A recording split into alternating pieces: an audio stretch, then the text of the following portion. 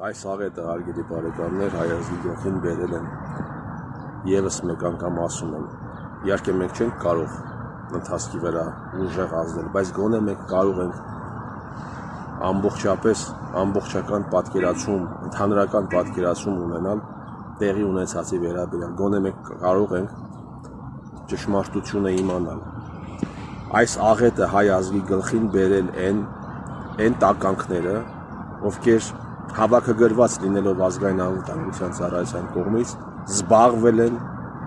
քաղաքական գործունեությամբ, մասնավորապես ընդդիմադիր քաղաքական գործունեությամբ։ Այս աղետը հայ ազգի գլխին բերել են այն մարդիկ, ովքեր հավաքագրված լինելով ազգային անվտանգության ծառայության կողմից զբաղված են եղել տարիներ շարունակ խմբագրական, լրագրողական գործունեությամբ եւ ըստ էության իրենց ասել են, թե որ հարցերի մասին պիտի խոսես եւ որ հարցերի մասին պիտի չխոսես։ Եվ ասել են եւ նաեւ միջև հիմա ասում են։ Եվ նույնը հիմա է։ Բազմաթիվ մարդիկ կան, ովքեր զբաղվում են քաղաքական ընդդիմադիր գործունեությամբ եւ այս կարեւորագույն հարցերի մասին չեն խոսում։ Խոսում են ամեն ինչի մասին, բացի այս կարևորագույն հարցերից։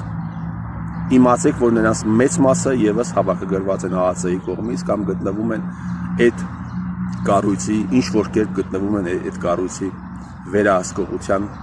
վերահսկողության ներքո։ Երեք դատարանի